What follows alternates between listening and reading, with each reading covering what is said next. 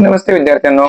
तुम्हाला मी सांगितल्याप्रमाणे आपण जो भूगोलाचा क्षेत्रफळीचा जो आपण धडा अगदी थोडक्यामध्ये तुम्हाला मी समजावून सांगितला, त्या क्षेत्रफळीच्या धड्यावरती अगदी थोडक्यात उत्तर द्या म्हणून केवळ 5 प्रश्न तुम्हाला भूगोलाच्या या धड्यामध्ये किंवा धड्याखाली स्वाध्यायामध्ये आलेले आहेत. या 5 प्रश्नांबद्दल आपण अगदी थोडक्यात विश्लेषण करू. तुम्ही तुमच्या नॉलेज वरती सुद्धा यांची उत्तरे लिहू शकता. अगदी एवढे सोपे प्रश्न आहेत. मी तुम्हाला अगोदर सांगितल्याप्रमाणे भूगोल या विषयामध्ये आपल्याला पैकीच्या पैकी मार्क्स मिळवायचे आहेत. याच सगळ्यांनी ध्येय मनाशी बाळगा. यात पहिला प्रश्न येतो बघा, तुम्ही केलेल्या क्षेत्रफळीचा अहवाल तयार करा. आता तुम्हाला माहितीये आपले जे विद्यार्थी पुस्तकामध्ये जो टॉपिक आलाय त्यातले हे सगळे विद्यार्थी नळदुर्ग पासून अगदी अलिबागच्या किल्ल्यापर्यंत गेले. मग अहवालामध्ये त्यांनी काय केलं पाहिजे, तर आपण हे क्षेत्रफळीला सुरुवात कधी केली, किती तारखेला आपण या क्षेत्रफळीची सुरुवात केली, आपल्यासोबत शिक्षक कोण होते, एकूण विद्यार्थी किती होते, लक्षात घ्या त्या ठिकाणी आपल्याला काय अनुभवायला मिळालं, कोणती भौगोलिक क्षेत्रे आपण पाहिली, वनस्पती, प्राणी, पर्यावरणातील बदल हा कशा प्रकारे अनुभवायला मिळाला, यातून आपल्या भौगोलिक ज्ञानामध्ये कशा प्रकारे भर होते. लक्षात घ्या या सगळ्याबद्दल ज्या ज्या गोष्टी तुम्ही अनुभवल्या त्या गोष्टी तुम्ही अहवालात लिहायच्या आहेत.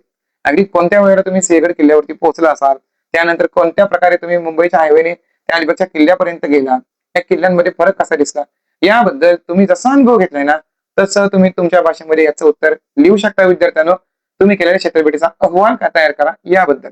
याच्यामध्ये तुम्ही जेवढं स्वअनुभवातून उत्तरे लिहाल तेवढी उत्तरं तुमची समर्पक होतील, उत्तम अशा प्रकारची उत्तरे तुमची तयार होतील. विद्यार्थ्यांना दुसरा प्रश्न आहे, कारखान्यास भेट देण्यासाठी एखादी प्रश्नावली तयार करा. बघा, शाळेतील शिक्षक तुम्हाला एखाद्या कारखान्याला भेट देण्यासाठी नक्की घेऊन जातील.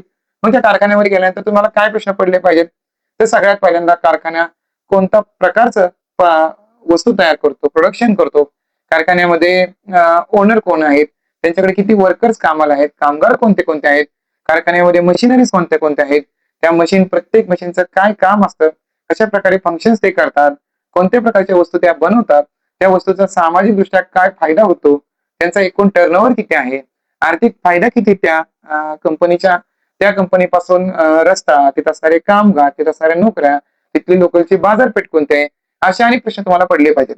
तुमचे उपयोगी प्रश्न तुम्हाला पडले पाहिजेत.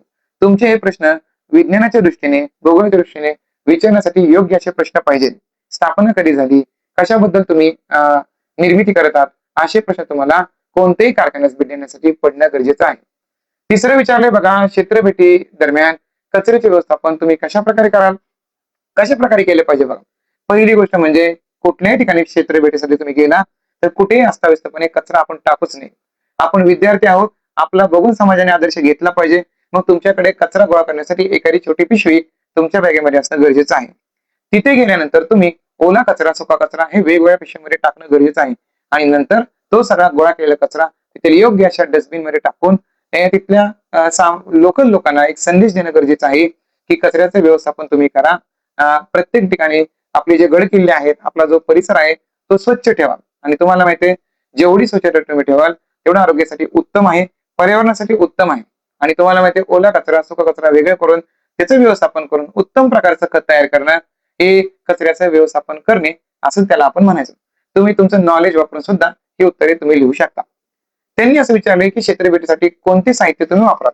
तुम्हाला मी सांगितलं विद्यार्थ्यांना, क्षेत्रभेटीला जाताना एक तर तुमची स्कूल बॅग जवळ असणं गरजेचं आहे, त्यासोबत तुमच्याकडे वॉटर बॉटल, जेवणासाठी लंच बॉक्स डबा असणं गरजेचं आहे, त्यासोबत अनुभव घेण्यासाठी तुमच्याकडे कॅमेरा असणे, प्रोटेक्शन म्हणून एखादी टोपी असणे, शूज असणं गरजेचं आहे, होका यंत्र असेल, दिशादर्शक यंत्र असेल, तुमच्याकडे नकाशा असावा, पेन्सिल असावी, डायरी असावी, वही असावी, जेणेकरून तुम्ही वेगवेगळ्या ठिकाणची निरीक्षणे तुमच्या वहीमध्ये मांडू शकता, कॅमेऱ्यामध्ये फोटो काढू शकता. अशा प्रकारचं साहित्य तुमच्याकडे असणं गरजेचं आहे. आणि विद्यार्थ्यांनो, शेवटचा प्रश्न आलाय, क्षेत्रभेटीची आवश्यकता स्पष्ट करा. आता तुम्हाला माहिती आहे की क्षेत्रभेट का महत्वाची आहे, तर विद्यार्थ्यांनो पुस्तकी नॉलेज सोबत प्रॅक्टिकल नॉलेज आपल्याला मिळावं, प्रात्यक्षिक पाहायला मिळावं, ऍक्च्युली तो भाग अनुभवायला मिळावं, म्हणून क्षेत्रभेटीची आवश्यकता आहे. एखाद्या ठिकाणी भेट दिल्यानंतर तुमचं भौगोलिक आणि वैज्ञानिक ज्ञानामध्ये भर पडते. ऍक्च्युली तुम्हाला परिसरामधला बदल अनुभवायला मिळतो, पर्यावरणामधला बदल अनुभवायला मिळतो, विविध प्रकारच्या वनस्पती पाहायला मिळतात, विविध प्रकारचे प्राणी पाहायला मिळतात, पक्ष्यांचे प्रकार पाहायला मिळतात, मातीची रचना तुम्हाला समजते, भूरूपीय बदल तुम्हाला समजतो, नद्यांचा प्रकार कळतो, रस्त्यांचे मार्ग कळतात, घरांची रचना कळते आणि म्हणून क्षेत्रभेटीची आवश्यकता आहे. तर विद्यार्थ्यांनो, हे 5 प्रश्न आहेत जे आपल्या या भूगोलाच्या लेसन मध्ये पहिल्या क्षेत्रभेटीच्या लेसन मध्ये महत्वाचे आहेत. आपल्या या व्हिडिओ सिरीज मध्ये तुम्हाला मी 10वीच्या विज्ञान विषय असेल, भूगोल असेल, इव्हन तो इतिहास असेल किंवा जी तुमची गरज असेल त्या विषयांसाठी अगदी सोप्या भाषेमध्ये मी तुम्हाला व्हिडिओ बनवून देईल. आपला मुख्य उद्देश 10वीला 90% पेक्षा जास्त मार्क्स मिळवणे हाच असेल. जर व्हिडिओ आवडले असल्यास चॅनेलला लाईक करा, सबस्क्राईब करा.